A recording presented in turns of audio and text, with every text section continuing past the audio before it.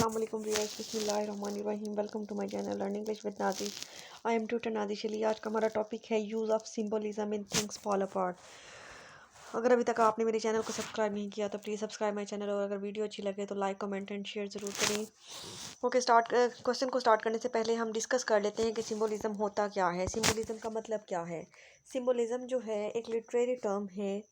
In writing symbolism occurs when a word has its own meaning, कि एक लफ्ज़ का कोई अपना मतलब तो होता है but represent something entirely different, लेकिन असल में वो किसी और चीज़ को जो है शो कर रहा होता है, किसी और चीज़ को रिप्रेजेंट कर रहा होता है। For example using red wine, अगर हम वर्ड रेड वाइन यूज़ करते हैं तो इसका मतलब जो है ये सिंबलाइज करता है ब्लड को।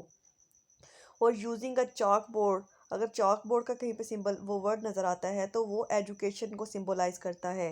यूजिंग एन ओल टू रिप्रेजेंट विजडम, के ओल का अगर कहीं उल्लू को कहीं इस्तेमाल किया जाता है तो वो उसकी विजडम को जो है सिंबलाइज करता है।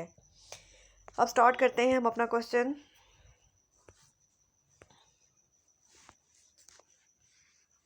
Use of symbolism in things fall apart. Akib's techniques in Thing a Fall Apart is akin to that of Conrad, कि उसकी जो है ना काफ़ी जो जोसेफ कॉनरेड का हमने नावल की है ना हार्ट ऑफ डार्कनेस, उससे काफ़ी मिलती जुलती है। एकेबिस makes use of symbolism, he symbolism is smooth that it becomes an integral part of the novel, कि उसने बिल्कुल स्मूथ सा सिम्बोलिज्म यूज़ किया है कि ऐसा लगता है कि ये नावल का ही हिस्सा है। मतलब जो चीज़ें सिम्बोलाइज कर रही हैं ना, वो उन जो नावल के अंदर मौजूद चीज़ें हैं उन्हीं को सिंबलाइज कर रही है। मतलब समटाइम तो ऐसा होता है ना कि सिंबलिज्म वो यानी बात कुछ और हुई होती है लेकिन उसका मतलब कोई बहुत दूर जाके निकलता है, तो ऐसा नहीं है। The very title of the novel is highly symbolic, इसका जो टाइटल है वो किस तरह से सिम्बॉलिक है। It has been taken from W.B. Yeats poem, कि W.B. यीट्स की एक पोइम है जिसका नाम सेकेंड कम्यूनिंग है। Things fall apart refers to the traditional values and ancestral culture of the Igbo society, कि थिंग्स फॉल अपार्ट जो novel things fall apart का मतलब होता है शराजा बिखरना, कि किसी कोई कल्चर का किसी ट्रेडिशन का जो है शराजा बिखर जाए, वहाँ पे जो है कुछ लोग आके उसके कल्चर्स को ट्रेडिशंस को तबाह कर दें और अपना अपना जो कल्चर है ना वो वहाँ पे जो है लागू कर दें। Of the Ibo society that has been fallen apart by crushing the blows of an alien, यानी जो दूसरे इलाके से आते हैं for and more powerful culture, कि उन वहाँ पे आइबो सोसाइटी में क्या हुआ था कि यानी कुछ दूसरे इलाके से दूसरे मुल्क से दूसरी टेरिटरी से कुछ लोगों ने आके वहाँ की रूल्स पे, वहाँ के कल्चर्स पे, वहाँ के ट्रेडिशंस पे कब्जा कर दिया था। वहाँ के कस्टम्स और ट्रेडिशन को ख़त्म करके उन्होंने अपने लाइफस्टाइल को वहाँ पे इंट्रोड्यूस करवा दिया था और सबको मजबूर कर दिया था कि वो उनके लाइफस्टाइल को उनके कल्चर को अडॉप्ट करें। As Obrika says, he has put a knife on the things that had us together and we have fallen apart, कि उन्होंने ना हम पे आके ऐसे छुरी फेरी है कि हम सब जो है ना बिखर गए हैं एक दूसरे से, हमारी हर चीज़ जो थी ना वो बिखर गई है, तबाह हो गई है। Characters in the novel are also symbolic, अब जो करेक्टर है नावल के वो भी सिम्बॉलिक हैं। कैसे हैं? The protagonist of the novel, हमारा प्रोटॉगनिस्ट है Okonkwo, is associated with burning fire, कि उसको जो है बर्निंग फायर कहा गया है, एंड फ्लेम और शोला क्या कहा गया है through out the novel. Novel में इसके बारे में डिस्क्रिप्शन जो है डिटेल में मैंने ओकानको एज अ ट्रेजिक हीरो वाला लेक्चर जो है अपलोड किया है, उसे भी आप सुन सकते हैं। That symbolizes his instance and dangerous anger, कि यानी उसकी जो उसको जो कहा गया है ना बर्निंग फायर, जलती हुई आग या शोला, तो वो उसके गुस्से को और ख़तरनाक गुस्से को, उसकी नाराज़गी को सिम्बोलाइज करता है। As the fire destroys everything it consumes, similarly Okonkwo is both physically and emotionally destructive, कि यानी जिस तरह से आग जो है हर चीज़ जो उसके आड़े आती है उसको तबाह कर देती है, जला देती है, इसी तरह का ओकानको का करैक्टर फिजिकली भी इमोशनली भी बहुत ज़्यादा डिस्ट्रक्टिव है, बहुत ज़्यादा तबाहकुन है। Just as fire burns and leaves a pile of ashes, जैसे आग जो है जब जलती है तो वो एंड पे क्या बच जाता है कि यानी जो राख होती है वो रह जाती है। कॉन्कोज इंस्टेंस रेज, रेज भी जो एंगर को कहते हैं, गुस्से को कहते हैं, also destroys him till death, और कॉन्को के साथ भी ऐसा ही हुआ था कि जो उसके गुस्से की आग थी उसने उसको जला के राख कर दिया था और एंड पे जो थी उसकी मौत वाक़या हो गई थी, उसने सुसाइड कर ली थी। Similarly, killing of Ikemfuna and his accidental killing of Azuro's son depict his moral and emotional destructiveness in him.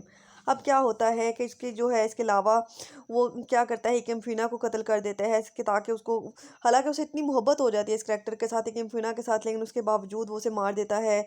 और इसके साथ इसके बाद जो है ना अचानक से गलती से जो एक जनाजे के पे ना उसकी गोली से, ऐसे डोजो का जनाजा होता है और उसके बेटे को जो है ना उसकी गोली लग जाती है। तो वो भी उसको जो है ना उसकी वजह से बहुत सजा भुगतना पड़ती है, बहुत ज़्यादा उसको जो है ना ट्रेजिडी का सामना करना पड़ता है। Nwoye later in the novel is called Isaac and his father. अब ना जो नॉय है ना उसको नावल में बाद में आइजैक के नाम से जो है वो जाना गया है। His father Okonkwo symbolizes the role of Ibrahim. अब उसका जो बाप है वो इब्राहिम का रोल प्ले कर रहा है, who is willing to sacrifice, who is willing to sacrifice his own son. अब ये उस वहाँ की बात हो रही है जो हज़रत इब्राहिम और हज़रत इस्माइल का वाक़या है ना, ये उसको सिम्बोलाइज़ कर रहा है कि इस में ये जो बाप बेटे की कहानी है ना, इब्राहिम और इस्माइल वाली है कि इब्राहिम जो है ना वो कॉनको है और जो उनका बेटा इस्माइल है ना वो नोआय है।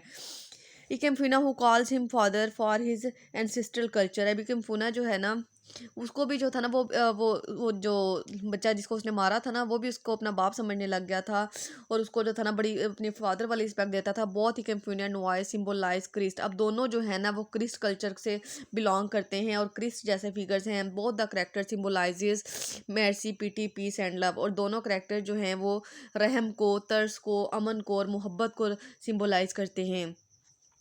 Mister brown and mister Ranveer James ये कमिश्नरीज हैं जो कि वहाँ पे आके उन्होंने अपना जो था ना वो सारा कुछ जो कल्चर चेंज किया था। उनके जो थे मेन हेड थे ये। The two missionaries are also symbolic, ये भी सिंबॉलिक है। Mister Brown symbolizes the true spirit of Christianity, mercy, peace, pity, peace and love, while mister, अब जो ये मिस्टर ब्राउन थे ना ये अच्छे इंसान थे, अच्छे दिल के आदमी थे, क्रिश्चियनिटी को तो मानते थे लेकिन इनके अंदर रहम था, लोगों के लिए तरस था और अमन पसंद थे और लोगों से मोहब्बत करते थे। लेकिन जो मिस्टर स्मिथ आए थे, while Mr. Smith on the other hand symbolizes the narrowness and one-sidedness of some preachers of Christianity। ये थोड़े नैरो माइंडेड थे और जो थे ना वो सिर्फ अपने आप को जो थे लोग सही मानते हैं ना, दूसरों को गलत समझते हैं, उस टाइप के क्रिश्चियन थे। इसके अलावा लॉकस्ट लॉकस्ट कहते हैं टिड्डियों को। Dead descends upon the village और आल्सो वेरी सिंबॉलिक, ये भी बहुत ज़्यादा सिंबॉलिक हैं। They prefigure the arrival of the white settlers. ये जो है ना ये लॉकस्ट यानी कि कहीं पे भी घुस जाती हैं, कहीं पे भी जाके जो है ना वो सारे कपड़े या कोई कहीं पे भी आपके जो है ना कबर्ड में चले जाए ना तो आपके सारे कपड़ों को ख़राब कर देती हैं। तो इसी तरह से वो इनको सिम्बोलाइज़ किया गया है वाइट सेटलर्स के साथ, वाइट मैन के साथ, जो यानी वो इसी तरह से जो थे ना वो इस गाँव में आइबो सोसाइटी में जो थे वो आ गए थे, घुस गए थे और उन्होंने आके सब कुछ जो था ना ख़राब कर दिया था। Who will feast and the exploit resources of the आइबो, जिन्होंने वहाँ के आके रिसोर्सेज पे कब्जा कर लिया था, वहाँ के हर चीज़ को जो था ना चेंज कर दिया था, ख़राब कर दिया था। Stories within the novel are also highly symbolic. इसके अलावा कहानियों का जिक्र किया गया है कि नोआई जो है ना वो कहानियाँ सुनता है इकिम्फिनिया से। Nwoye stories of peace, love and care are antithesis of to Okonkwo's, blood and war tales.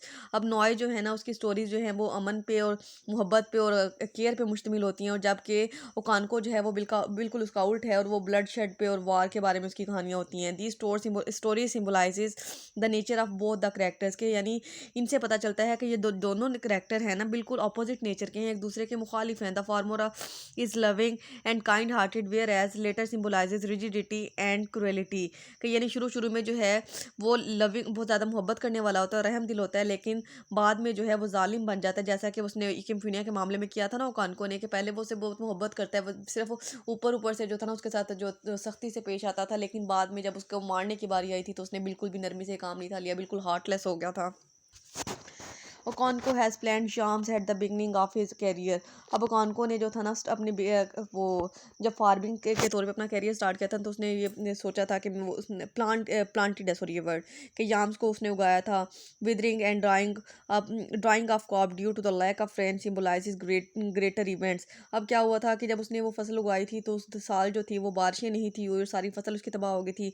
The yams themselves represent Okonkwo's male oriented society, for yam stood for manliness among the Igbos. ये हमने role of women वाले question में भी पढ़ा था कि यानी याम जो थी ना वो मर्दों की फसल थी, तो इसलिए ये मैनहुड से बिलोंग करती है, और जो दूसरी उनकी फसलें होती है ना बीन्स की, मेज़ की, वो फीमेल की होती थी, कि यानी ये वाली जो फसल थी ना ये मेल को इसको करते थे हार्वेस्ट, इसकी सोइंग का सारा काम, और जो फीमेल जो थी ना वो दूसरी जो मेज़ की, बीन्स की और वेजिटेबल्स की जो होती है ना उनको करती थी। The quarrel between earth and sky reflects novel's basic conflict, the struggle between masculine and feminine powers and principle, which incorporates the more apparent clash between old and new for the earth. कि अब जो है ना उनके उनकी thinking में, उनके cultures में, उनके मस्कुलाइन फेमिनाइन में, हर चीज़ में ज़मीन आसमान का फ़र्क है। कि यानी हर चीज़ जो है ना मर्दों के लिए और रूल्स हैं, औरतों के लिए और रूल्स हैं। उसके अलावा उनके यानी कुछ भी जो है ओल्ड और न्यू का इतना क्लैश पाया जाता है। For the earth is a goddess any the source of all fertility and the sky is a God. कि जो अर्थ है ना उसे एक गॉडेस समझा जाता है, जिसको उन्होंने एनी कंसीडर किया हुआ है, और जो स्काई है ना उसको गॉड समझा हुआ है। और कौन को is consistently associated with masculinity. अब कौन को जो है वो मेल है तो उसको मस्कुलिनिटी से ही एसोसिएट किया जाएगा ना। एंड ही विचुअली always distrust opposes and attacks anything feminine और लिंक्ड विद फेमिनिटी। और वो हर चीज़ जो यानी औरतों से के बारे में होती है, या औरतों के मुखालिफ होती है, या औरतों के डिस्ट्रस्ट के हवाले से होती है, तो वो उसको जो है रिजेक्ट कर देता है। In the tale the masculine sky with horse. ये पैराग्राफ स्किप कर देंगे, आपने नहीं करना। आगे कंक्लूजन पे आ रहे हैं। To conclude we can say that Achebe has used his symbolism smoothly that it has become the part and parcel of the novel. कि उसने सिंबोलिज्म को इस तरह से इस्तेमाल किया है कि नावल का अहम और जो है बहुत ज़्यादा ज़रूरी हिस्सा जो है महसूस होने लगा है। आई होप सो कि आपको लेक्चर की बहुत अच्छे से समझ आ गया। अगर वीडियो अच्छी लगे तो लाइक कमेंट एंड शेयर ज़रूर करें। अल्लाह हाफिज़।